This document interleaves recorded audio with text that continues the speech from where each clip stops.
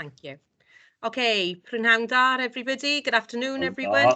Good afternoon, Councillor Rogers. Welcome to Merthyr Tydfil County Borough Council's Cabinet meeting on Wednesday, the 6th of October 2021. Please note that this meeting is being recorded and may be broadcast via, of course, our authority's internet site. And the images and sound recording may also be used for training purposes within the authority. So, colleagues, I'll go straight to agenda item number 1. Are there any apologies for absence? No. I'm present, Chair. Thank you. Agenda item number 2. Are there any declarations of interest? No, I can't see any. So we'll move straight on to the strategic items then, please. And that is agenda item number 3. And that is to receive the highlight report for the Corporate Risk Register 2020 to 2021. And Councillor Andrew Barry, would you like to refer to the report, please? Yes, thank you, Chair. Corporate Risk Register Highlight Report. The Highlight Report captures the authority's perceived high-level risk information, plus the mitigating factors in dealing with those risks. From a governance perspective, corporate management team meet regularly to discuss the continued risks along with the joint meetings with the Cabinet and continued scrutiny from Governance and Audit Committee, who met most recently on Monday to discuss and come to some consensus in relation to the risks to this authority.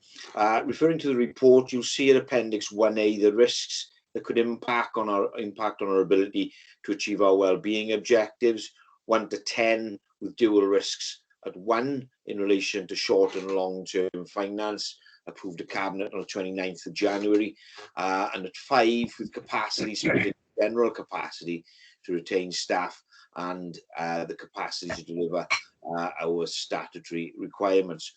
So our risks as identified in Appendix 1 are finance, 1 in your budget, finance 2, our longer term financial sustainability. We've got reputation, cyber attack, school attainment, capacity split into 2, 1 being losing staff with skills and experience, and 2 being general capacity to deliver our performance. 6 is compliance. 7, what was Brexit is now EU transition to Brexit, from Brexit. Safeguarding performance, COVID-19, and 11 homelessness, which we'll come to in a little while. This report provides information, Chair, as at the 21st of September 2021, covering additional information from 2022. Appendix 1B, you'll see our position as at September 2020 in geographical form. We also present the most recent position as at September 21 in Appendix 1C. Appendix 2 has an explanation to the system of risks within the report. You'll see that following the review of Corporate Risk Register, the Cabinet and CMT on the 11th of August and the 16th of August, no risks were increased in the scoring from April 21 to September 21. Consequently, end of quarter 2, all risks remain the same.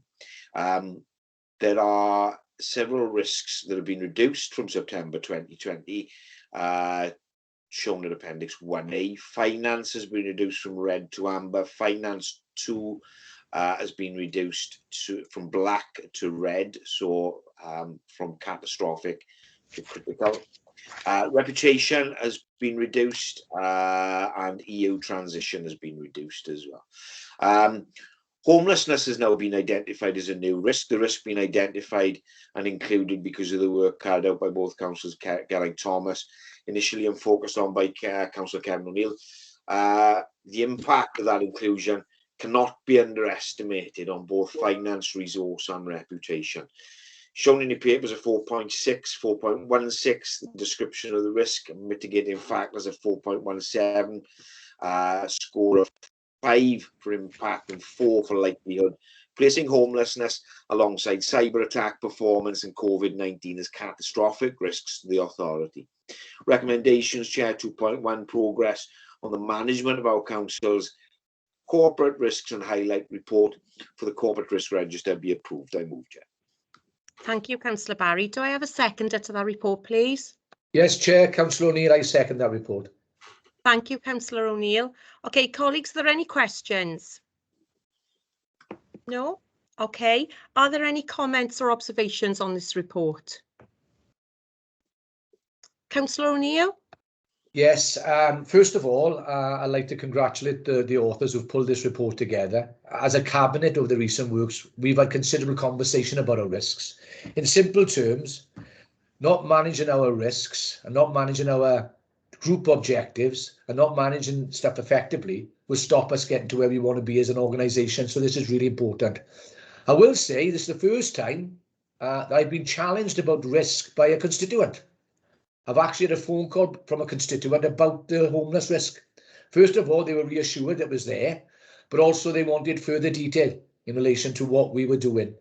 As you know, in relation to the homeless, we have things in hand and I'm comfortable. There will be a comms release soon about the three-pronged response we've got for dealing with homeless and supporting our investments in the high street and looking at enforcement measures. So I think that's important, but that's coming. But this is the baseline for that work, and I'm really reassured by it. And I think it's something we must discuss in detail in the future and maybe design something that's a little bit more user-friendly as well. Some of it's quite complex to read, and I think if the public tried to have a look at it, they'd struggle with some of it. So thank you, Chair. Thank you, Councillor O'Neill. Any other comments? No? Okay, in that case then, colleagues, we'll move straight to the vote. Oh, sorry, Councillor Barry. Yeah, if there are no other comments, Chair, just to finish and conclude by saying, concur with everything that Councillor O'Neill has said. I think the one thing in terms of the risk register and our focus on it in recent months and years is it highlights the connectivity of all those risks as well. I think putting homelessness in is a great move for us, because the risk that provides not just to our reputation, but obviously to our finance in terms of our ability to lobby Welsh Government to get that highlighted, that if there's no change in policy, then there needs to be a change in attitude towards financing that policy. And I think at every turn, every one of us has that responsibility to lobby Welsh Government to ensure that this, as many other risks that we have, do not skew our finances into the future. I welcome homelessness being absolutely included into this, and it's a great move. So congratulations to Kevin and Geraint for doing that. Thank you, Councillor Barry. Okay, colleagues, we'll move on then to the vote. Would all councillors in agreement with the recommendations please raise your hand on the screen? That's carried, Chair. Thank you. Okay, if we lower our hands then, we'll move on to the next agenda items, portfolio items, and it's agenda item number 4, the anti-bullying statutory guidance, and I believe on behalf of myself, my portfolio colleagues, Councillor Geraint Thomas is going to take this report. Yeah, thank you, Chair. Members will be aware that an anti-bullying strategy for schools has been in existence in Merthyr Tydfil since 2009. Following Welsh Government guidance, this was updated in August 2020 and approved by Council in autumn 2020. The now statutory guidance emphasises the importance and benefits of having high standards of anti-bullying practice and ethos that is clearly understood by all. Education providers have a responsibility to tackle bullying in all forms under the Education Act 2002. Individual schools are required to put in place an anti-bullying policy which sets out how they will record bullying incidents, investigate and deal with the incidents. Just in cabinet at the moment. Councillor Barry, can you just mute your mic, please? Sorry, Councillor Thomas, bear with me. I thought I had. That's okay, not to worry, don't worry. Okay, Councillor Thomas. Thank you. Support victims and discipline those who have bullied others. Too many pupils suffer from bullying at some point during their time in school. The effects of being bullied can be short or long term, psychological or social, and often result in underachievement or attendance problems.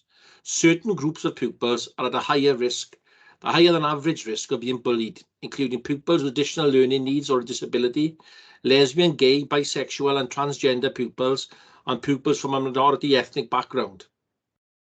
Pupils' experience of bullying and the ways in which schools deal with it vary widely. Research suggests that between 20 to 50% of pupils will experience bullying at some time during their time at school. Too many pupils are still having their lives spoilt by bullying. Challenging any form of bullying across Merthyr Tydfil remains a key priority for us. Schools are uniquely placed to enable all learners, to allow learners to develop as ethical, healthy, confident and ambitious individuals. Schools cannot, however, achieve this on their own. Children and young people need to be taught both at home and at school about having respectful relationships. The statutory guidance has been produced to provide advice to enable the values of respect, tolerance and kindness to be embedded in our schools and across the wider community. Currently at this time, Chair, the local authority officers work closely with schools to ensure that timely and relevant information is shared to enable improved resilience and tolerance, and ultimately to reduce the number of bullying incidents. This includes information on training opportunities and pupil workshops, for example, on transgender, social and emotional aspects of learning, online safety. So a summary of the key messages as reported to the local authority in 2020-21 are set out in Appendix 1. But there's just a summary of them, Chair. In 2017 and 18, so the highest number of reported incidents recorded started in 2011, but has since decreased. The number of racial incidents remains low. There has been an increase in the number of incidents reported for physical and gender, and cyberbullying incidents appear to have decreased significantly.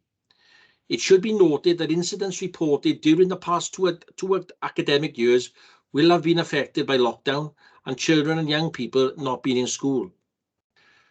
The following schools are part of the Welsh Local Government Association Hate Crime in Schools project: Cadraw, Cyfarthfa Park, Hilgerig, Twynyrodyn, Coed y Dderwyn, Tydysgu, Bishop Headley High School.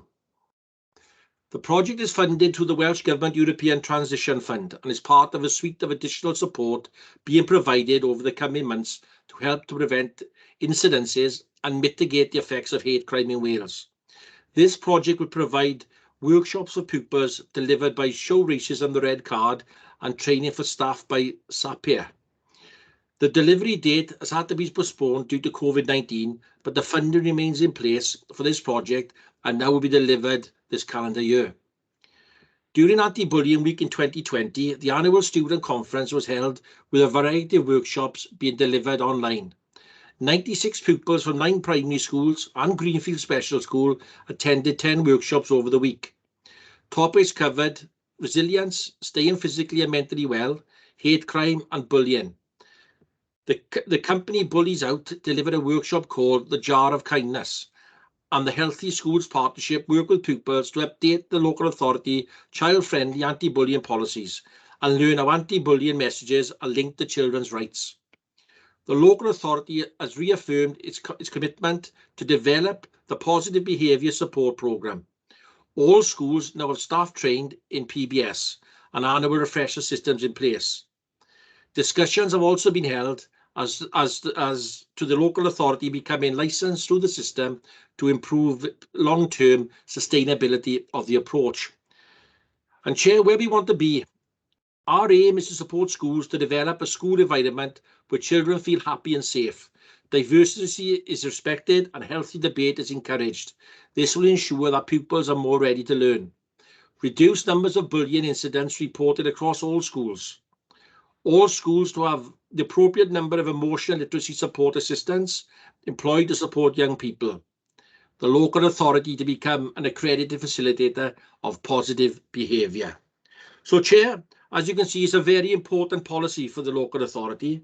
And if I can take you to the recommendation in 2.1, that members support the development of an anti-bullying campaign with children and young people for the county borough be approved. I so move, Chair. Thank you, Councillor Thomas. Do I have a seconder to that report, please? Yes, I will second that report, Chair. Councillor O'Neill. Thank you, Councillor O'Neill. Colleagues, are there any questions in relation to that report? No? Okay. Any comments in relation to that report? Councillor O'Neill? Yeah. There are parallels with bullying, unfortunately, with the things like domestic violence. And in the past, the figures, when high, indicated confidence. I am concerned about the figures that the leaders kindly shared the data, and the figures are low from the 3-year high.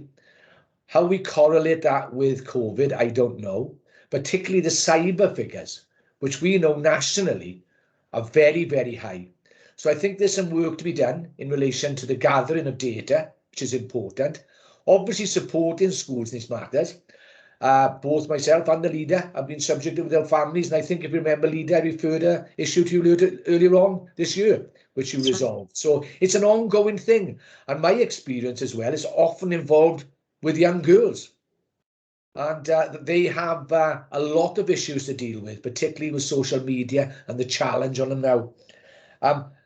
I don't know whether there is a robust resolution factor in school as well, a consistent and robust resolution to these matters. So I'm very pleased to support this policy, but I think we will all agree as a cabinet there's some work we need to do behind the scenes to make this a bit more robust. Thank you, Chair. Thank you, Councillor O'Neill. And yes, just to echo the points really that Councillor Thomas gave when presenting the report, and then what Councillor O'Neill just mentioned there, you know, and hopefully we can continue the hard work that the department are doing to make sure that we do all we can as a local authority, you know, to support our young people, certainly by supporting and taking this recommendation forward. So thank you all. If there are no more comments then, colleagues, we'll go straight to the vote. So would all of my Cabinet councillors in agreement with the recommendations, please raise your hand. That's carried, Chair. Thank you, colleagues. You may now lower your hand. And we'll move on to agenda item number 5, that is to receive the Care Inspectorate Wales update 2020 to March 2021. And I believe my colleague, Councillor Tony Rogers, is taking this report. Thank you, Madam Chairman. Care Inspectorate Wales update April 2020 to March 2021. Care Inspectorate Wales CIW work closely with local authorities. There are regular meetings with the Director of Social Services and the Head of Adults and Children's Services. During these meetings, there's a set agenda.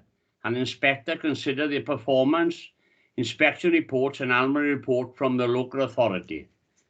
CIW notified the local authority in October 2020 that it would be undertaking a performance evaluation inspectorate on safety and well-being to include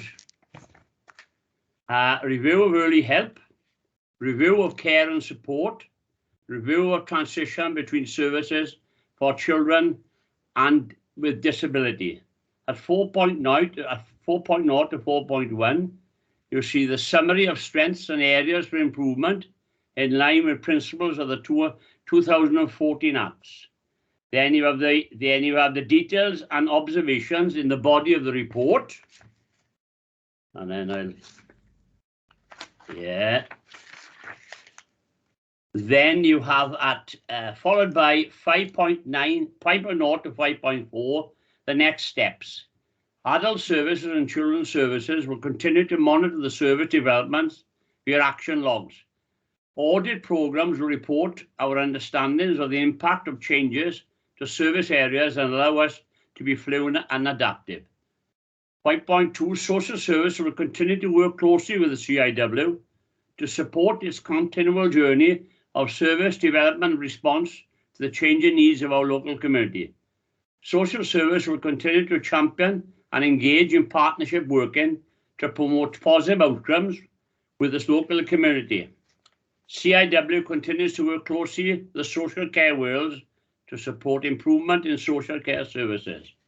There are no specific financial items identified, and on 2.0 to 2.1, you'll see the recommendations, and the recommendations are the contents of this report be noted, and any questions in respect of the CIW performance letter be raised by Cabinet members.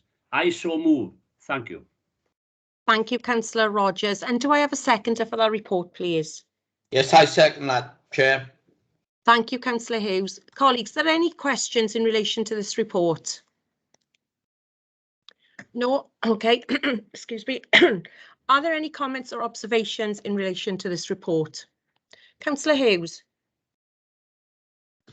it'd be remiss of me not to mention how well the staff had worked over this pandemic period. To be honest, they've been exemplary. The staff have worked far and above the grade. They've done excellent work, and as we can see with the figures and the trends coming down, so I think it'd be only fair to pass on our thanks as the cabinet and authority for all the hard work they've done in such an hard time. Excellent. Thank you. Thank you, Councillor Hughes. Councillor Andrew Barry. Yeah, I concur with that, Chair. I think, you know, if we can write to the staff to thank them for the work they put in through the pandemic, a gargantuan effort, in fairness. And we've heard all too often the staff being out on their feet through such a difficult period. I think the last 12 months in this report and the period it covers is a crucial time in this authority's history. I think the work that's been done, the gargantuan effort by the staff and the managers, and not least Chris Davis, Chris Davis, phenomenal effort. I mean, within the report, it says that there are no financial implications. As we well know, social services have got the ability to skew the finances of this authority through no fault of their own, but through just unpredictability of the demand of the work we get involved in. And I think what we need to do is to appreciate that the work that's been done in social services is paying dividends for us across the authority and will continue to pay dividends across the authority. Congratulations to all those involved.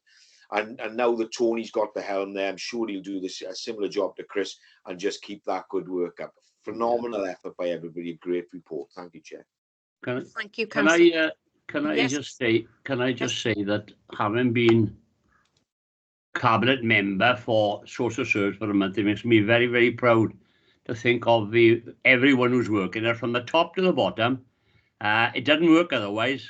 Everybody works as a team, and if you don't work as a team in social services, you'll fail. So it makes me very, very proud to be a cabinet member, and I will always do my best, and I give 110% of this because certainly everyone deserves it, but social services is a very stressful job and they definitely deserve it. Thank you.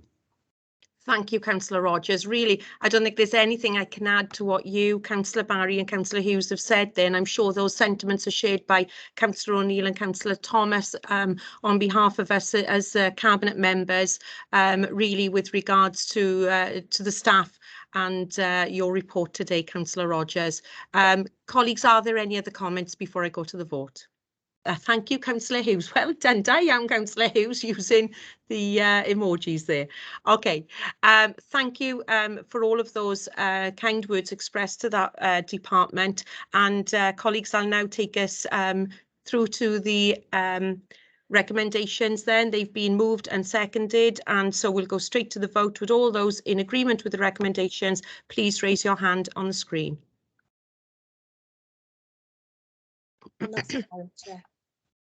Thank you, Monitoring Officer. Colleagues, you may lower your hands now. Okay, the next item is information report. So we receive agenda item number 6, and that was an information report regarding the appointment of local authority governors, and that was an update received.